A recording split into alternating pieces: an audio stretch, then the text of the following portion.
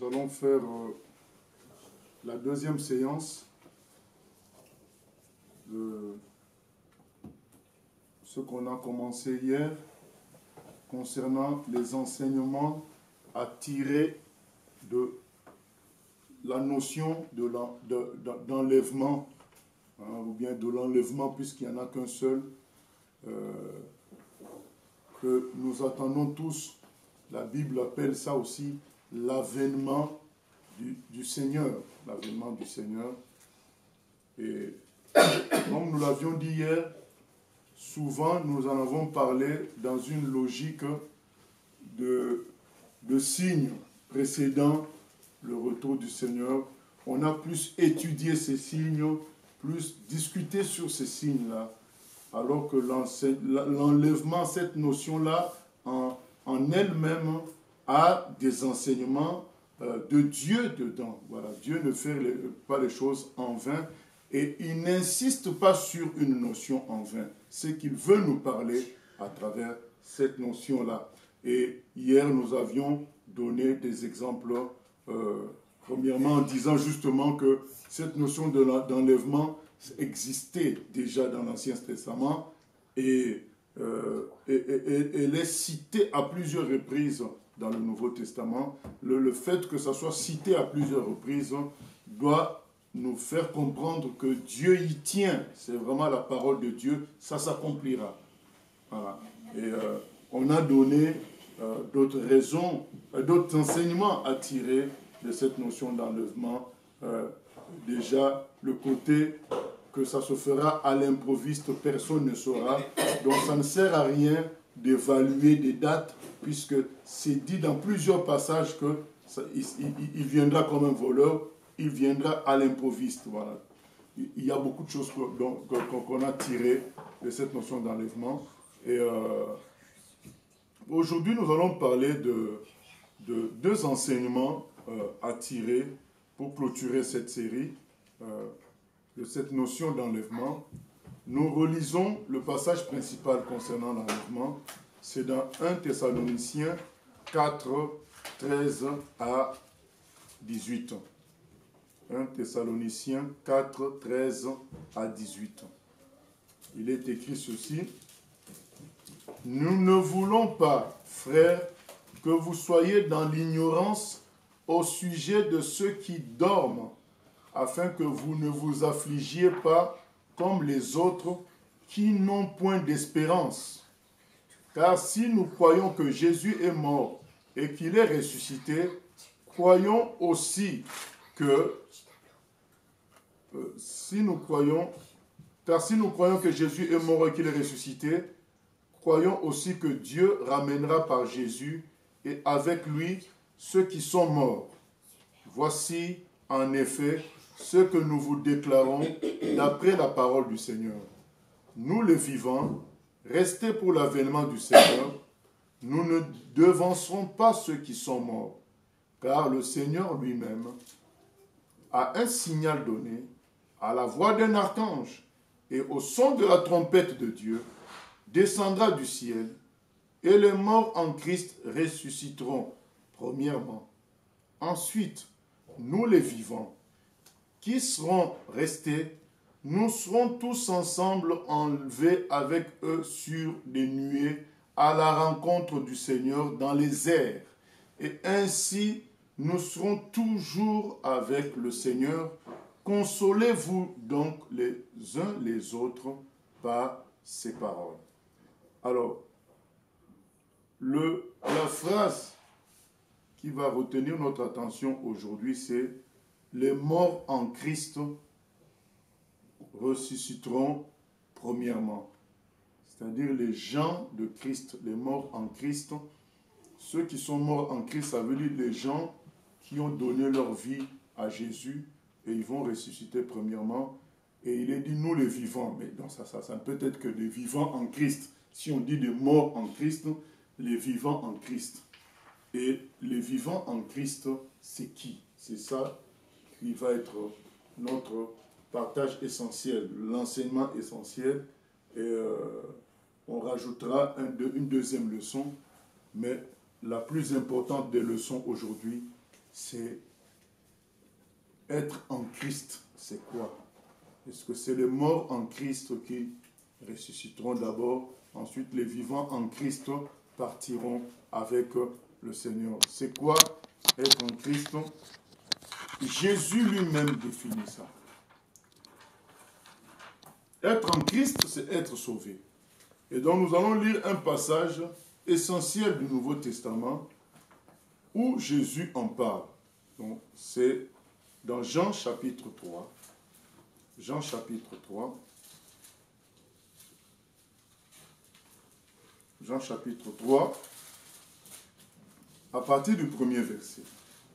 Il est écrit ceci: mais il y eut un homme d'entre les pharisiens nommé Nicodème, un chef des Juifs, qui vint, lui, auprès de Jésus de nuit, et lui dit: Maître, nous savons que tu es un docteur venu de Dieu, car personne ne peut faire ces miracles que tu fais, si Dieu n'est avec lui.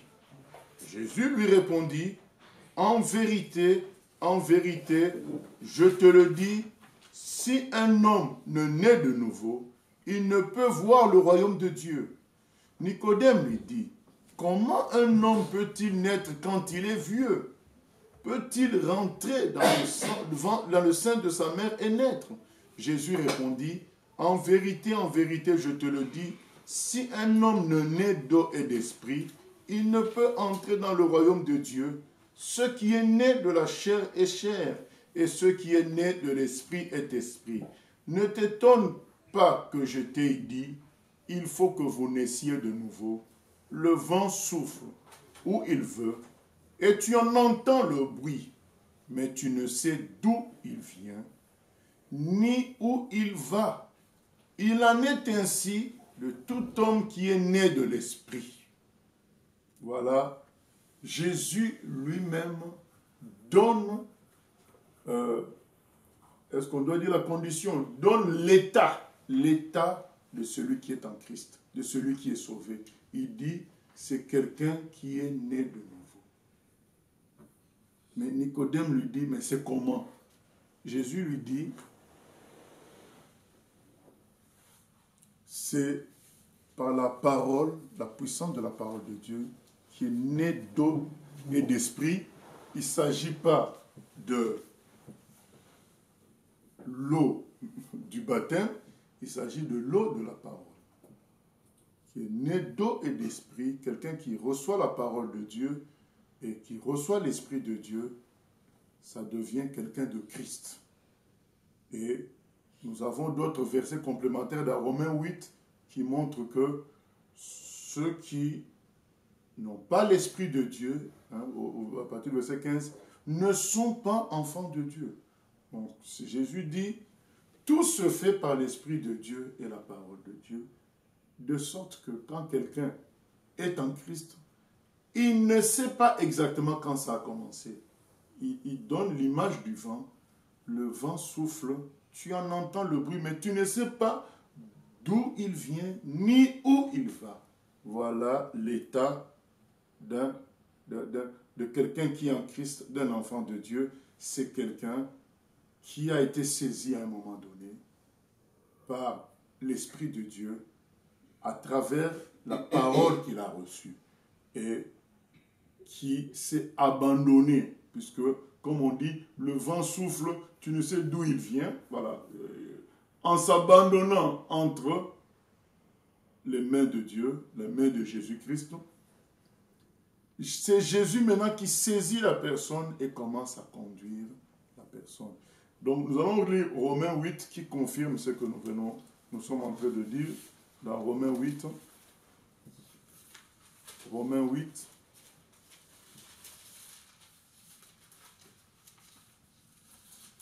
Romains 8 au verset 15. Excusez-moi, au verset 14. Car tous ceux qui sont conduits par l'Esprit de Dieu sont fils de Dieu. Et vous n'avez point reçu un esprit de servitude pour être encore dans la crainte, mais vous avez reçu un esprit d'adoption par lequel nous crions Abba Père. l'Esprit lui-même rend témoignage à notre esprit que nous sommes enfants de Dieu. Donc, on reçoit l'Esprit de Dieu et Jésus dit, cet Esprit-là t'amènera où tu ne sais pas avec exactitude. C'est une façon de dire, c'est l'Esprit qui commandera en toi, il t'utilisera. Voilà. Tu recevras une nouvelle nature par la parole et l'Esprit animera cette nature-là selon la volonté de Dieu. C'est ça un enfant de Dieu. Et il faut comprendre une chose, c'est que Nicodème, c'était un docteur. Donc, quelqu'un qui connaissait très bien la parole de Dieu. Et Jésus l'a appelé le docteur d'Israël. Il avait beaucoup de connaissances, mais on lui fait comprendre que tout ça ne sauve pas. Ce qui sauve, c'est la naissance d'en haut. La naissance qui vient lorsque Jean 3,16 s'accomplit dans ta vie, comme dans la suite. Hein, le fameux Jean 3,16 a été dit à Nicodème. Car Dieu a tant aimé le monde qu'il a donné son Fils, afin que quiconque croit en lui ne périsse point, mais qu'il ait la vie éternelle. Ça a été dit ce jour-là à Nicodème au verset 16. Quand tu vas croire au Fils, de la manière dont je t'explique, c'est-à-dire que désormais tu deviens un instrument entre les mains de Dieu, tu deviens quelqu'un de Dieu par la nature de la parole de Dieu. Et Romains 8 nous dit, tu deviens enfant de Dieu. Quand tu crois de cette manière-là, c'est là que tu peux accéder au royaume de Dieu. Les gens qui sont de Christ sont des gens qui sont nés de nouveau. Nous vivons une époque où on a négligé cette réalité de la nouvelle naissance. C'est-à-dire qu'une vie nouvelle te saisit et tu commences à vivre désormais pour Dieu. Vivre que pour Dieu. On ne dit pas que forcément il y aura plus d'erreurs, plus de péchés, ça peut arriver. Mais Dieu ne regarde pas cela parce que le sang de Jésus efface les péchés. Dieu regarde à qui anime ta vie. Est-ce que c'est lui qui anime ta vie? C'est lui qui est ta nourriture par sa parole. C'est ça la vie d'un enfant de Dieu.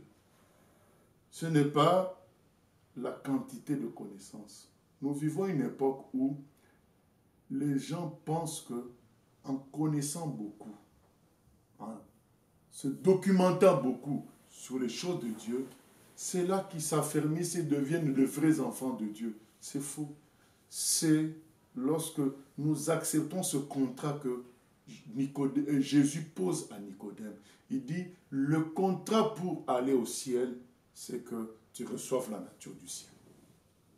Ce n'est pas que tu ailles à l'université, tu fasses 10 ans de théologie, que tu ailles dans telle école faire 8 ans. Non, le contrat, c'est que tu sois créé de nouveau.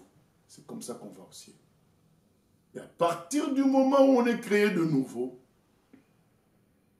on est pris en charge par Dieu jusqu'au jour où, finalement, pourquoi on cite, je prie beaucoup plus ce passage pour parler de ce que je parle, puisque ce passage cache d'une certaine manière l'enlèvement, puisque le vent va t'amener où tu ne sais pas exactement. Donc il y aura comme une surprise. L'enlèvement sera une surprise. Et on montera comme si on est poussé par quelque chose. Donc, dès le départ, le Seigneur nous prévient qu'il nous amènera à un moment donné. Il nous prendra où on ne sait pas exactement.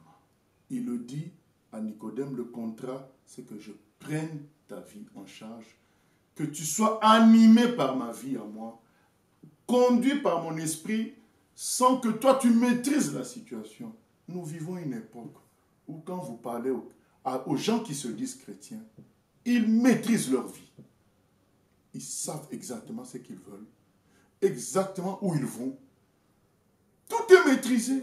Mais Jésus a dit à Nicodème, le vent t'amènera de manière à ce que tu ne maîtrises pas les choses. Et ce que Jésus dit à Nicodème, il a dit aussi à Pierre, quand tu étais jeune, c'est-à-dire tu ne comprenais pas encore bien les choses, tu faisais ce que tu voulais, tu mettais la ceinture, tu allais où tu voulais. Mais quand tu seras dans la maturité, quand tu comprendras vraiment les choses, c'est quelqu'un d'autre qui te saisira, qui te mettra la ceinture et t'amènera où tu ne veux pas forcément aller. C'est ça la nouvelle naissance.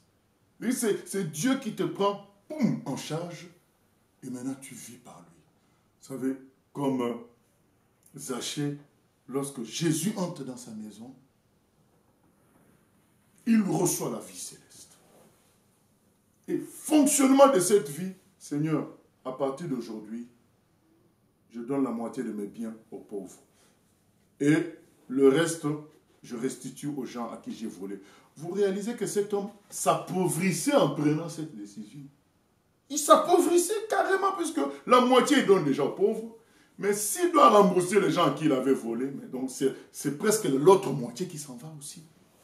Mais comment un homme peut s'appauvrir alors qu'il était si riche, alors qu'il aimait tant d'argent, s'il n'y a pas eu un miracle de régénération, de nouvelle naissance? Zachée, c'est l'exemple, un des exemples parfaits de la nouvelle naissance, parce que c'est quelqu'un qui était très attaché à l'argent, au point qu'il en volait. Maintenant, le jour où il rencontre Jésus, il change à 180 degrés.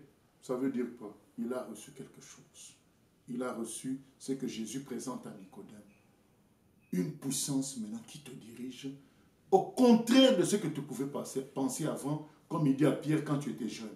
Maintenant, c'est quelque chose qui te saisit, qui t'amène pas forcément où tu veux, parce que dans la chair de Zachée, il ne va pas vouloir s'appauvrir. Mais il y a quelque chose de plus beau, de plus fort, de plus glorieux qui le pousse à accepter de se dépouiller pour suivre le Seigneur. C'est ça que nous devons dire à chacun d'entre nous. Parler aux gens qui se disent chrétiens, ce qui compte, c'est la nouvelle naissance. Jésus viendra enlever les gens qui sont de Christ, c'est-à-dire qui sont passés par cette nouvelle naissance. Au fait, ce sont ces gens à lui, ce sont j'extrapole, ce sont ses jumeaux à lui. Il vient, c'est comme s'il vient se chercher.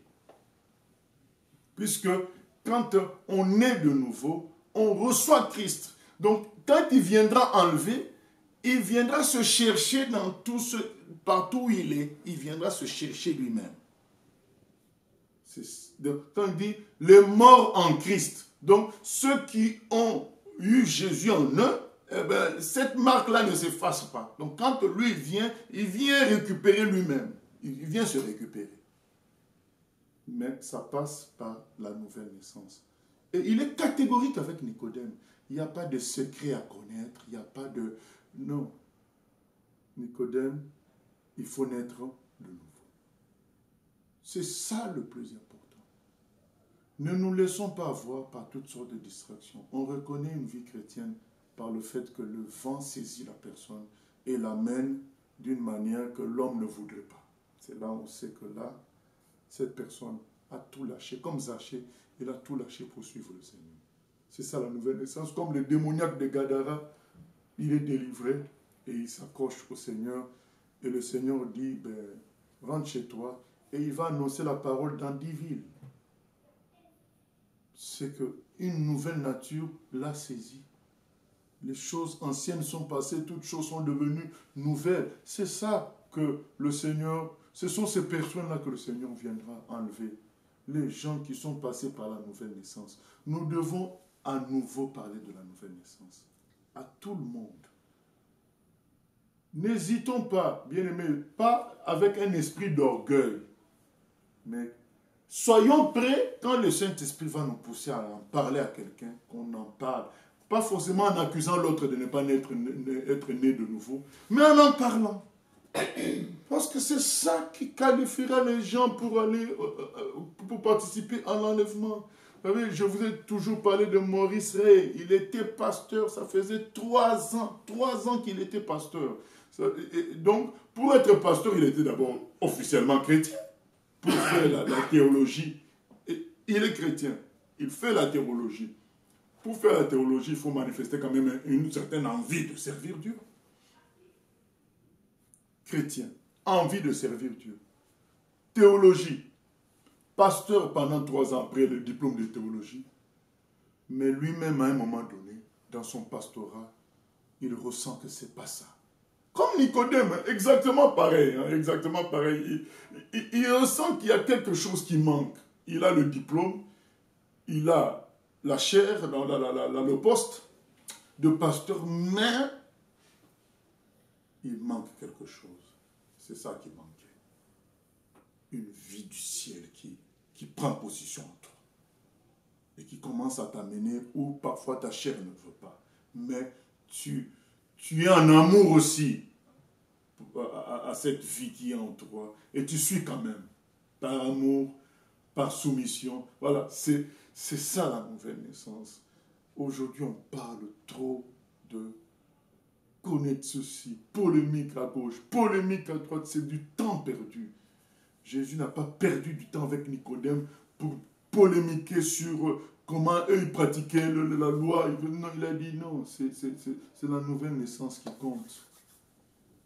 Bien sûr, quelqu'un qui est né de nouveau, il devra continuer à suivre les enseignements de Christ. Mais il en aura soif, puisque au fait, il est de cette nature-là. On ne l'obligera pas. Il aimera les enseignements de Christ. Et quand Maurice Rey est fatigué comme ça, il appelle un pasteur aîné. Dans la discussion, le pasteur dit, mais je comprends ton problème. Tu n'es pas né de nouveau. Comment ça, je ne suis pas né de nouveau? Il lui explique. Tu n'es pas encore chrétien. Mais oui, comment se fait-il que j'ai fait la théologie, j'ai fait tout ça, j'ai fait ça? Oui, mais il lui explique. Ce n'est pas une question de faire la théologie. Ce n'est pas une question d'avoir été dans une église longtemps. C'est une question d'un miracle qui vient du ciel. Ce n'est pas l'homme qui le fabrique parce qu'il fait une telle pratique ou il fait de telles études. C'est vraiment l'homme qui dit, qui vient devant Dieu, qui dit, non, non, c'est ta vie, Jésus, que je veux. Et je suis prêt à mourir par rapport à ma vie, mais c'est ta vie que je veux. Et quand on dit ça, eh bien, le miracle se fait. Beaucoup pensent qu'ils l'ont dit. Mais n'ayons pas honte comme on va l'entendre Maurice Rey le faire. N'ayons pas honte de faire la même démarche que Maurice Rey. N'ayons pas honte d'en parler à d'autres. On peut faire cette démarche encore si on sent que ça ne va pas et que peut-être que en réalité on n'était pas né de nouveau. N'ayons pas honte. Maurice Rey n'a pas eu honte. Quand le pasteur lui a bien expliqué, il a dit, mais bon, moi, aujourd'hui, je vais le devenir. On attend quoi comme l'eunuque éthiopien? Il a dit à Philippe, mais on attend quoi puisqu'il y a de l'eau pour me faire baptiser? Je veux entrer dans ça. L'eunuque éthiopien n'a pas contredit Philippe pour dire, mais c'est que tu m'enseignes là, mais bon, pourquoi les grands docteurs à Jérusalem n'enseignent pas ça? Toi, un type que je rencontre dans la rue, qui m'enseigne ça. Non, il a dit, je vais y entrer. Le Jésus que tu m'as présenté, c'est ça la vraie vie. Je veux ça. Et il a été baptisé tout de suite. Et quand Maurice Rey a dit, maintenant je veux ça, je veux la nouvelle naissance. Ils ont fait la prière ensemble. Et le soir, quand il ouvre sa Bible, il tombe sur Éphésiens 4, 11. C'est moi qui appelle les docteurs, les pasteurs, les prophètes, les apôtres. Voilà, c'est moi qui les établis. Quand il lit rien que ce verset, il y a comme quelque chose qui entre en lui. Il sait qu'il n'est plus la même personne. C'est ça la nouvelle naissance. C'est que tu as un étranger en toi. Donc c'est ça. L'étranger, c'est Jésus. Voilà. Tu sais que tu n'es plus seul. Tu sais que tu n'es plus le même. Il y a un étranger que tu aimes qui va maintenant désormais te conduire. Parler à la plupart des chrétiens d'aujourd'hui, ils maîtrisent. Du moment que quelqu'un maîtrise, il y a un problème. Jésus a dit à Nicodème, tu ne sais pas là où il le vend ta main. Mais tu sais qu'il est là. Le bruit, tu l'entends. Tu sais qu'il est là. Et tu es attaché à ça. Il a dit à Pierre, on t'amènera où tu ne voudras pas. Tu ne vas pas maîtriser. Tu ne vas pas maîtriser. Vous vous souvenez, non, quand Pierre a fait le songe, il y a eu la vision. On lui dit, mange et tue. Tue et mange. Il dit, mais non, mais c'est interdit. La voix lui dit, tue et mange. Oui, mais non, mais moi, je ne peux pas manger quelque chose d'impur. La voix lui dit, c'est moi qui fixe ce qui est impur. Tu tues et tu manges. La vision s'est arrêtée. Et dès que la vision s'arrête, les gens frappent à la porte de Pierre. Écoute, nous sommes venus te chercher pour que tu ailles visiter tel Romain. Il a besoin d'entendre ce que tu as à lui dire. Dieu lui est apparu, lui a dit ça. Pierre, même s'il n'était pas encore prêt à prêcher aux païens, il est parti quand même. Jésus l'avait prévenu, on t'amènera là où tu ne veux pas forcément. Pierre, vous connaissez les erreurs que Pierre a commises dans sa vie. Et même après la résurrection de Christ, quand il se cachait, quand il a vu les gens de Jacques, il a voulu plus être ensemble avec les non-juifs chrétiens. C'est des erreurs, mais quand même, sa vie était pilotée par Jésus. Il y a la faiblesse de la chair, mais d'une manière certaine, sa vie était dirigée par Jésus. Et il pouvait avoir des chutes, mais sa vie était sous contrôle. Et c'est pourquoi même l'apôtre Jean dit que, dans 1 Jean 3,9, il dit, celui qui est enfant de Dieu ne pratique pas le péché. C'est impossible, parce qu'il dit lui-même, Jean, il a une semence, il a un étranger en lui qui va lui donner cette victoire-là sur le péché. Même s'il peut chuter, mais il ne sera jamais pris au contrôle. Pris par le contrôle du péché. C'est impossible. Jean nous le dit dans 1 Jean 3,9. Il dit c'est impossible. Parce qu'il a la semence de Dieu en lui. Voilà, des gens qui avaient compris la nouvelle naissance, qui avaient compris la vie de Christ, même si on peut tomber, mais cette vie-là est plus forte, elle va te relever. C'est ça la nouvelle naissance. Maurice Rey s'est humilié. Il est né de nouveau. Et il a commencé maintenant le ministère réel, maintenant venu du ciel. Et premier acte, c'était à la gare de midi. Il a prêché dans la rue, il y avait un paralytique qui dit lève-toi et marche. Le paralytique s'est levé, a marché. Les gens glorifiaient Jésus. Jésus a fait de grandes choses ce jour-là. Parce que maintenant, c'était Jésus qui agissait. Nous devons dire aux gens que Jésus enlèvera les gens qui sont nés de nouveau. Ce n'est pas les gens qui connaissent la date. Ce n'est pas les gens qui maîtrisent l'eschatologie. Ce sont les gens qui sont à lui, qui sont nés de nouveau, dont il a pris la vie en charge, dont il a transformé la vie. C'est maintenant lui qui te mène. Combien de fois j'ai répondu à des chrétiens, mais frère, toutes ces difficultés-là, tu dois les accepter, parce que si tu es de Christ, c'est Christ maintenant qui te mène. C'est sa vie qui est en toi. Ce sont les difficultés de Christ que tu portes avec lui. Voilà. Ne nous éloignons pas de la simplicité de l'évangile. L'évangile, c'est simple. Nicodème était venu pour des choses compliquées. Il a dit non, non, non, non. C'est le Fils.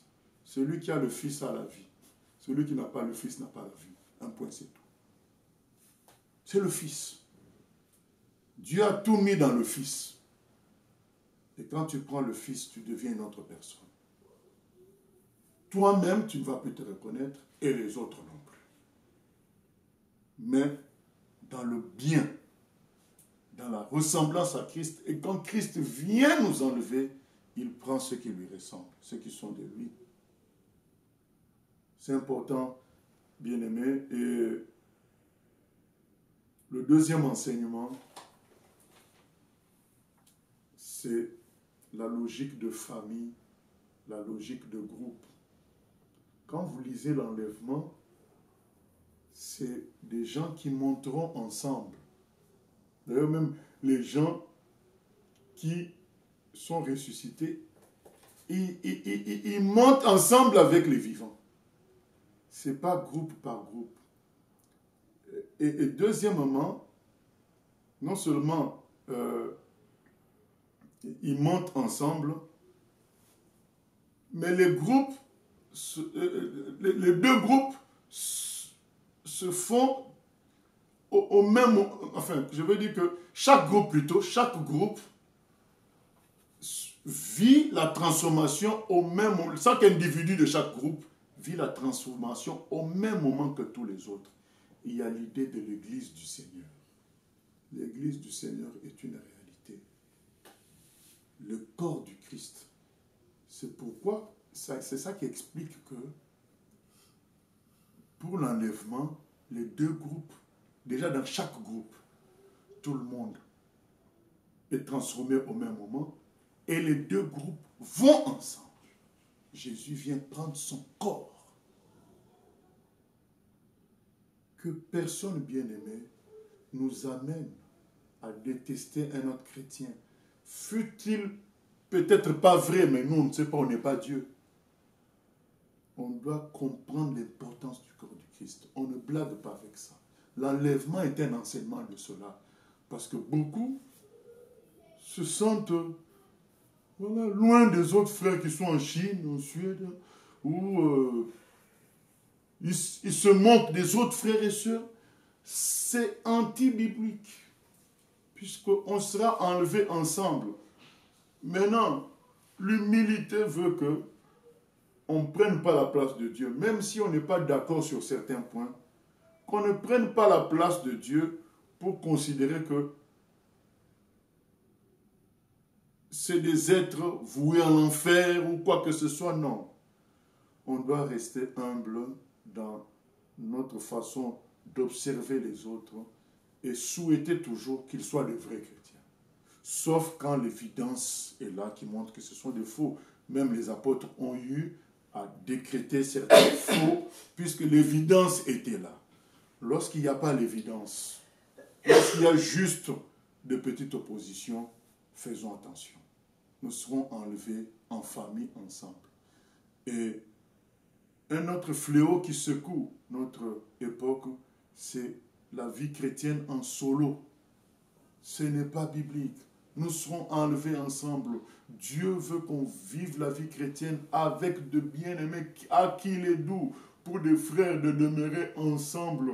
Le chrétien doit vouloir travailler encore en groupe avec d'autres personnes. Parce que c'est l'enlèvement nous montre le côté corps du Christ, côté famille de Dieu. C'est une réalité que nous devons accepter, sinon c'est nous qui nous débranchons, comme il en parle dans Jean 15. Il y a certaines branches qui peuvent être coupées de l'arbre, mais quand c'est coupé de l'arbre, comment la branche peut subsister? Même si c'est la branche qui portait les plus belles feuilles, du moment qu'elle est coupée de l'arbre, ça ne subsiste pas. Nous devons vivre dans la réalité d'appartenir à tout le corps du Christ dans le monde entier et à un corps techniquement proche de nous, comme une branche est reliée à une autre branche. Mais tout est dans l'arbre, mais on est toujours relié à quelque chose d'autre. Un chrétien ne peut pas mener sa vie en solo, tout seul, en choisissant qui suivre sur YouTube, à gauche, à droite, et finalement, souvent, beaucoup vont tourner en rond et après 20 ans, 15 ans, 30 ans, ils n'ont pas fait quelque chose de constructif, quelque chose de palpable avec Christ. Parce que Christ ne travaille pas dans le désordre. Il travaille dans l'ordre. Et on doit discuter avec lui pour qu'il nous amène des frères et sœurs avec qui vivre la vie chrétienne et travailler ensemble, puisque c'est comme ça la famille de Dieu. L'enlèvement est aussi un enseignement par rapport à ça. Le fait que ça ne se fait pas individuellement. Parce que ça pouvait se faire individuellement. Le Seigneur pouvait enlever un aujourd'hui. Une heure après, il enlève un autre. Puisque l'essentiel, c'est qu'il nous récupère. Ce n'est pas obligé que ça se fasse d'un coup. D'ailleurs, quand les gens meurent, chacun meurt son jour. Mais ce n'est pas la même chose que l'enlèvement. L'enlèvement, c'est l'effectivité du corps du Christ. C'est pourquoi ça se fait ensemble avec les gens qui sont morts avant. Allez, ensemble, on y va. Alors que puisque vous vous souvenez, on dit aussi que c'est les noces de l'agneau au ciel. Donc il faut qu'il y ait cette réunion du corps du Christ avec la tête. Et il est dit, on ne se quittera plus. C'est vraiment ça l'enlèvement, quoi. Le corps rejoint la tête. Et puis c'est fini. Désormais, tout ce que Jésus fera, c'est avec son corps. Nous. Quand il reviendra juger les vivants, ça sera avec l'Église. Quand il reviendra délivrer Israël, ça sera avec l'Église. Quand il régnera pendant 1000 ans, ça sera avec l'Église toujours. Le corps rejoint la tête. C'est ça l'enlèvement. D'où l'importance de prier pour les chrétiens persécutés, les chrétiens en Chine, les chrétiens dans chaque ville. Tu arrives dans une ville, tu pries pour les chrétiens de cette ville-là, parce que ce sont tes frères et sœurs. Que tu les connaisses ou pas, vous faites partie du même corps, vous serez enlevés ensemble. Quand tu vas visiter une église, tu ne vas pas visiter un envahisseur ou un détective, tu vas visiter tes frères et sœurs. Ça ne veut pas dire que nos yeux ne vont pas voir les erreurs. Nos yeux voient les erreurs, mais nous, on vient dans quelle attitude? On vient dans l'attitude des frères et sœurs parce que c'est le corps du Christ. Vraiment, comprenons l'attachement du Seigneur à son corps. Comprenons le fait aussi qu'il viendra enlever ceux qui sont comme lui, ceux qui sont de lui, ceux qui sont nés de nouveau, ceux qui... En fait, il vient récupérer lui-même, voilà, lui-même en nous. Donc, ça nous pose la question, est-ce que c'est lui-même qui fait tout en nous? Voilà. Donc, ça doit être notre vie, et que le Seigneur nous aide à entrer dans cela au nom de Jésus-Christ. Amen. Père éternel, nous venons prier que tu nous aides à revenir à la vie que tu montres à Nicodème, la vie du vent qui souffle, qui nous saisit, sans que nous maîtrisions l'affaire. Mais étant dans un amour et dans une assurance que ce vent-là, c'est le bon vent. C'est la vie de Jésus. C'est la vie de l'Esprit de Christ. C'est la vie qui vient du ciel, qui nous saisit, qui fait de nous des gens qui allons aimer tes enseignements, parce que nous serons des créatures qui auront besoin de cet enseignement-là pour vivre. Des gens qui ne seront pas attirés par des faux enseignements, parce que ne pouvons être nourris que par de bonnes choses. Et même quand notre chair va nous jouer des mauvais tours, nous croyons, comme dit l'apôtre Jean, la semence de Christ en nous va finir par prendre le dessus. Merci Seigneur pour tout. Que ce message nous prépare à ta venue prochaine dans les airs et nous pousse à parler de cela, à parler de ta venue aux enfants de Dieu et à ceux qui ne le sont pas, afin que beaucoup soient sauvés. Merci pour tout, Jésus. Merci pour ces 2 séances que tu as inspirées. Nous ne sommes que de serviteurs inutiles, mais utiles entre tes mains, Seigneur. À toi la gloire, la louange au siècle des siècles. Amen.